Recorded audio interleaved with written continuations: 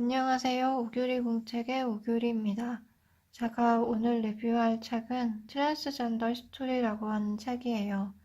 제가 사실 이 책을 읽은 지는 좀 됐는데 제가 리뷰하는 거에 책 2개 리뷰해놓고 좀 실증을 느껴서 계속 미루고 있다가 책을 반납하기 전에 급하게 숙제를 해치우듯이 리뷰를 하고 있습니다. 제가 이 책을 읽게 된 동기는 여성주의에 대해서도 트랜스젠더에 대한 혐오 발언들이 있잖아요. 제가 그에 대해서 문제를 느꼈지만 정작 트랜스젠더에 대해서는 너무 모르고 있다는 생각이 들어서 언젠가는 꼭 공부를 해봐야겠다고 마음먹고 있었어요. 그런데 이 책이 입문서로는 가장 적절할 것 같아서 이 책을 읽게 되었습니다. 이 책 표지에는 트랜스젠더로 추정되는 여러 인물들이 있는데요. 제가 알아볼 수 있는 사람은 이 가운데에 있는 팻 캘리피아입니다. 이제는 패트릭 캘리피아죠. 이분은 게르빈과 함께 1978년에 SM 레즈비언 페미니스트 권리 집단인 사모아를 창립한 것으로 알려져 있습니다. 1980년대 미국 페미니스트 내부에서의 성전쟁에서 성긍정 페미니스트로도 알려져 있어요. 제가 이분의 책도 읽어보려고 빌려놨다가 못 읽었습니다. 네, 이 책은 총 5개의 장으로 구성되어 있습니다. 첫 번째 장은 트랜스젠더와 관련된 용어와 개념들을 좀 정리해놨어요. 저한테는 이 장이 도움이 많이 되었는데요. 제가 섹스, 젠더, 섹슈얼리티와 같은 용어들을 쓸 때 가끔 혼란스러울 때가 있었어요. 근데 이 장을 통해서 좀 정리가 됐습니다. 우선은 섹스에 대한 규정을 보면 뭐죠? 섹스는 보통 생물학적 성이라고 규정하죠. 이 책에서는 인간의 재생산, 즉 생식과 관련하여 섹스를 규정합니다. 즉 남자를 생산하는 몸은 female sex, 정자를 생산하는 몸은 male sex라고 할 수 있죠.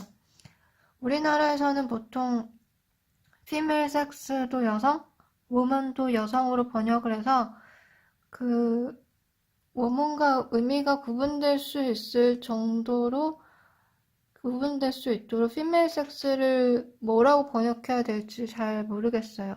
여성적 성? 여자? 어려운데 하여튼 그런 번역상에 좀 어려움이 있는 것 같아요. 두 번째는 이제 인터섹스입니다. 우리나라에서는 보통 간성으로 번역을 하죠. XY 염색체를 가졌지만 피메일 섹스와 연결되는 몸의 형태를 지닐 수도 있고 XX 염색체를 가졌지만 메일 섹스와 연결되는 몸의 형태를 지닐 수도 있어요. 생식과 관련된 성의 형태가 동시에 다양하게 나타날 때 간성이라고 부릅니다. 그 다음 살펴볼 용어는 젠더예요. 젠더. 정말 이제는 보편화된 용어죠. 젠더는 통상적으로 보통 사회적 성, 문화적 성이라고 규정을 하는데 젠더는 다양한 인간 신체를 어떤 범주에 기속시킬 것인가와 관련이 되어 있어요. 통상적으로 많은 문화권에서는 젠더를 여성과 남성 두 가지로 분류하지만 아메리카 원주민들은 젠더 범주가 3개 또는 4개라고 합니다. 이처럼 젠더는 지역과 문화에 따라 다양하게 나타나기 때문에 트랜스젠더 정치학에서는 섹스가 젠더와 필연적으로 연결되는 것은 아니라고 주장해요. 그 다음 용어로는 젠더 아이덴티티 디스오더,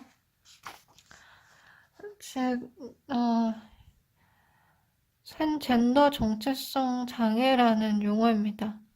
미국에서는 태어날 때 지정된 성과 스스로가 동일시하는 성의 불일치를 느끼는 것을 질병으로 규정하고 그 질병에 대한 명칭이 젠더 아이덴티티 디스오더, 즉 GID입니다.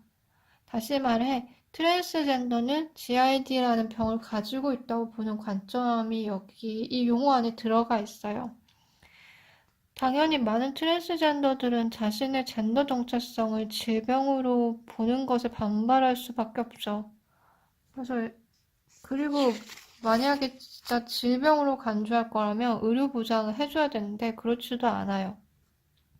의료 보장을 안 해줄 거면 질병으로 간주하지 또 말아야 되는데 그렇지도 않죠. 논리가 앞뒤가 안 맞는 것이죠. 그리고 그 다음 살펴볼 용어는 섹슈얼리티입니다. 섹슈얼리티는 단지 나의 성적 욕망이 상대방의 그 섹슈얼리티는 무엇을 통해서 어떻게 누구와 신체적 쾌락을 느낄 것인지와 관련된 용어예요. 보통은 나의 신체적 욕망의 대상이 향하는 상대방의 성으로 자신의 섹슈얼리티를 규정하죠. 나와 다른 젠더에게 성적 욕망을 느낀다면 이성애, 같은 젠더에게 성적 욕망을 느낀다면 동성애, 둘 다에게 느낀다면 양성애라고 하죠. 그런데 섹슈얼리티는 단지 나의 성적 욕망이 향하는 상대방의 젠더뿐만 아니라 어떤 방식으로 성적 욕망을 느끼는가에 따라서 규정되기도 해요. 이 책에서 그 부분은 안 나왔는데요. 만약 특정 물건을 경유해서 성적 욕망을 느끼면 패티시즘, 그리고 지배와 종속 관계를 재현함으로써 성적 욕망을 느끼면 사도마조이즘이라고 하죠. 그 다음 볼 용어는 트랜스 섹슈얼과 트랜스젠더예요. 네, 이 책에서 아마 가장 중심적인 용어일 텐데, 역사적으로 트랜스섹슈얼은 생식기관을 외과 수술을 통해서 변형시키거나 호르몬 요법을 사용하여 영구적으로 다른 성으로 살아가는 경우를 트랜스섹슈얼이라고 하고, 반면에 트랜스젠더는 좀 더 범위가 넓어요. 태어날 때 지정된 젠더가 아니라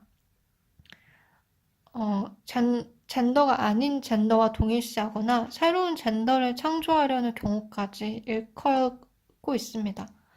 즉 반드시 외과적 수술이 아니더라도 기존의 젠더 규범에 도전하는 모든 사람들을 트랜스젠더라고 할 수 있겠죠. 그리고 또 알아야 할 용어는 시스젠더입니다. 시스젠더는 좀 들어보셨을 분 들어보셨을 텐데 이거는 트랜스젠더가 아닌 사람들을 디폴트로 두는 것에 대해서 반대한다는 정치적 의미가 있어요. 페미니스트들도 남성을 디폴트로 두는 거에 대해서 비판하면서 남배우, 남선생, 남기자 이런 말을 굳이 쓰는 것과 비슷한 맥락에 있습니다. 그래서 트랜스젠더가 아닌 사람을, 즉 태어날 때 지정된 성과 현재 자신의 성 정체성이 일치하는 사람들을 시스젠더라고 해요. 그래서 가끔 성소수자와 관련된 모임 같은 데 가보면 자기를 시스젠더 여성 또는 시스젠더 남성입니다 라고 소개하는 그런 걸 좀 볼 수 있다고 해요. 그 사람은 트랜스젠더 이슈를 관심을 갖고 자신이 트랜스젠더가 아니라는 걸 당연하게 여기지 않는다고 보시면 될 것 같아요. 두 번째 장은 트랜스젠더 역사에 대해서 얘기합니다.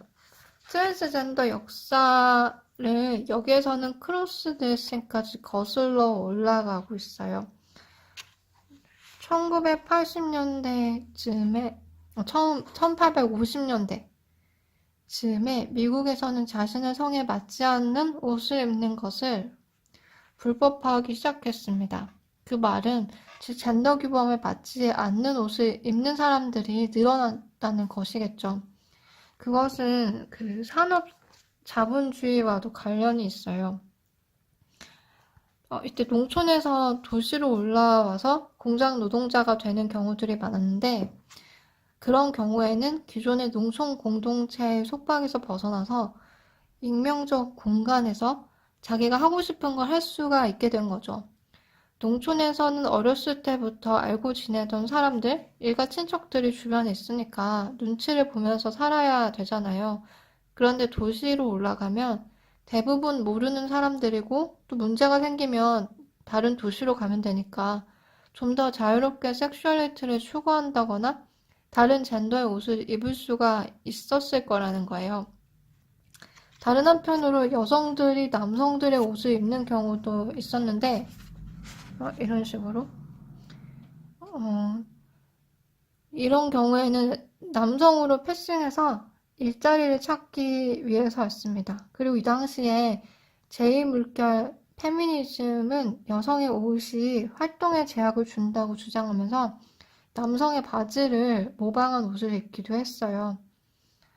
그리고 더 넘어가서 1960년대 미국에서는 초창기 트랜스젠더 모임들이 조직됩니다. 쭉 넘어가죠. 그래서 이때 트랜스젠더 모임에도 인종적인 차이가 있었는데 백인 남성들의 경우에는 잃을 게 많잖아요. 사회적 지위도 있고 보는 눈도 있고 그래서 주로 은밀하게 호텔에 모여서 여성의 옷을 입어보거나 이렇게 은밀하게 즐겼는데 흑인들의 경우에는 주로 무도회 형식으로 과장되고 화려하게 했어요. 이 사진에서처럼 무도회 형태로 드래킹들이 과장된 형태로 상대방의 젠더를, 그러니까 자기가 태어날 때 지정되지 않은 성을 표현했습니다. 제3장은 트랜스젠더들 항쟁을 다뤄요. 성소수자 운동 내에서 그 스토너 항쟁은 유명하지만 콤튼 카페토리아 항쟁은 거의 그렇게 언급되는 것 같지 않아요. 저도 이번에 처음 들었어요. 1966년 샌프란시스코 렌터로인에 위치한 콤튼 카페터리아에서 있었던 일인데 우리나라에서 홍대나 이태원에 24시간 카페들이 많이 있잖아요. 그런데 가보면 클럽에서 놀다가 쉬는 사람들을 종종 볼 수가 있어요. 콤튼 카페터리아도 그것과 비슷한 공간이었다고 보면 될 것 같아요. 드래킨들이나 하룻밤 상대를 찾아다니는 크루저들, 가출 청소년들과 같은 사람들이 오래 죽치고 앉아서 있곤 했습니다. 그러니까 음료수 한 개 시켜놓고 그냥 몇 시간이고 있는 거죠. 그래서 카페터리아 직원들이 보기에 이들이 그렇게 달가운 손님들은 아니었을 거예요. 그리고 특히 드래킹과 같은 트랜스젠더의 무리들을 보면 신고를 해서 쫓아내려고 했습니다.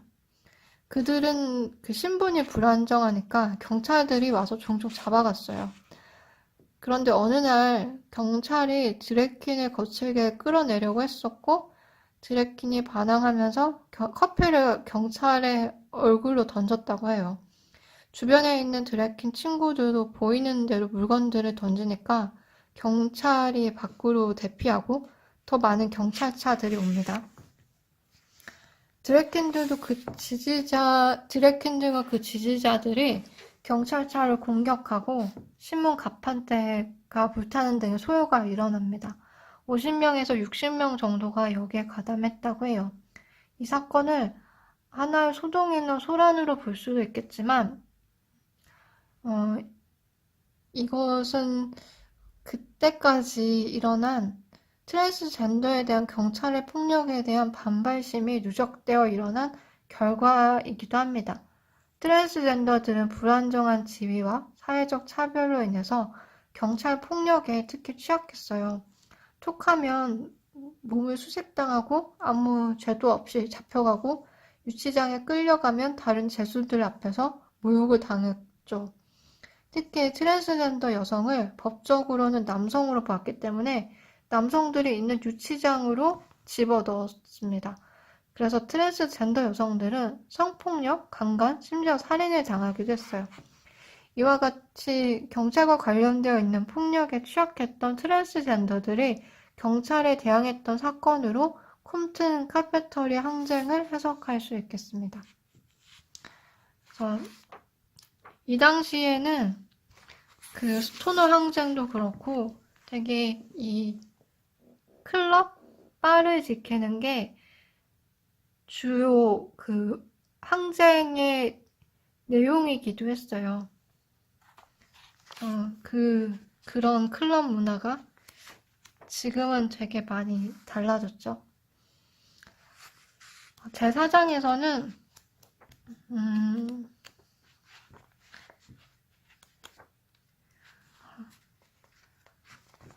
성소수자 커뮤니티 내에서도 페미니스트 집단 내에서도 트랜스젠더가 혐오되어 왔던 역사를 이야기합니다. 특히 페미니스트 집단 내에서의 트랜스포비아는 오늘날 우리나라 여성 운동에도 시사하는 바가 있을 것 같아요. 되게 유명한 사건은 베스 엘리엇이라는 트랜스젠더 레즈비언 여성에 대한 것인데, 베스 엘리엇은 1960년대부터 여성운동에 참여해 왔습니다. 그런데 베스 엘리엇의 예전 대학 친구가 그녀로부터 성적으로 괴롭힘을 당했다고 폭로를 하는데, 이게 그렇게 신빙성이 있는 주장은 아니었나 봐요. 그래서 베스 엘리엇이 여기에 대해서 완강하게 부정했는데도 불구하고 이 트랜스젠더 여성들이 여성운동에 참여하는 것에 불편함을 느꼈던 여성주의자들이 그녀를 배척하고 그 조직으로부터 퇴출당하는 일이 벌어져요. 트랜스젠더 여성은 놀리는 거죠. 진짜 여성들의 당하는 그 억압을 이해하지 못한다. 그리고 트랜스젠더 여성들은 그 페미니스트 여성들이 해방되려고 하는 여성성을 오히려 과도하게 흉내내면서 그 억압적인 여성성을 그대로 반복하면서 가부장제 질서를 유지시킨다. 이게 주로 그 트랜스젠더가 여성운동에 참여하는 거에 거부감을 느끼는 이유들이에요. 급진적 페미니즘에서는 이 조류가 강하죠. 그리고 현재도 그런 경향이 좀 남아있는 것 같아요. 그래서 이 사람이 베스 엘리엇입니다. 트랜스젠더 여성인데, 여기 보면 이 베스 엘리엇이 굴욕을 당하는 그런 사건들이 자주 언급이 돼요. 그러니까 막 이런 페미니스트 포럼 같은 거 열었을 때 투표를 해서 베스 엘리엇을 여기서 나가게 할 것이냐 안 나가게 할 것이냐 이거를 투표에 붙였다고 해요. 결국에는 안 나가게 한다는데 더 많은 표가 몰렸지만 누가 이 장소를 떠날지 말지를 투표로 붙인다는 것 자체가 엄청나게 개인한테 상처가 될 것 같아요. 베스 엘리엇뿐만 아니라 샌디 스톤이라고 하는 나중에는 유명한 트랜스젠더 이제 연구자가 되는 트랜스젠더 여성도 여성만을 위한 음반사라고 하는 올리비아에 참여한다는 이유로 올리비아 레코드에 보이콧 운동이 벌어지는 바람에 샌디스톤도 여기 이 참여 계획을 철회하죠. 이 사람이 나중에 도나 해러웨이를 지도교수로 두고 이제 도나 해러웨이의 뭐 사이보그 론이라든지 그 철학을 트랜스젠더로 적용을 하는 걸로 이제 알려져 있다고 합니다. 뭐 이런 이제 역사에도 불구하고 이제 현재는 그 트랜스젠더를 많이 문화적으로 수용을 하고 그들의 어떤 정치적 의미를 많이 재해석하려고 하는 시도들이 제3물결 페미니즘에서 일어나고 있다라는 이제 평가를 해요. 뭐 미디어에서도 그 긍정적으로 묘사를 하려고 하고 있고 이런 식으로 이 사람은 FTM 트랜스젠더인데 자신의 몸을 이렇게 되게 자랑스럽게 표현을 하는 사진도 찍고요. 그리고 특히 주디스 버틀러 같은 철학자들이 트랜스젠더의 정치학을 본격적으로 뭔가 페미니즘 사유 속에서 넣으려고 하는 대표적인 철학자라고 볼 수 있죠. 이렇게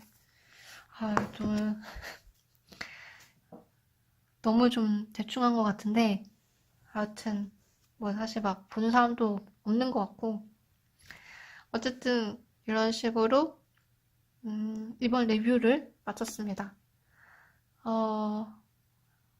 그럼 다음에 또 찾아뵐게요.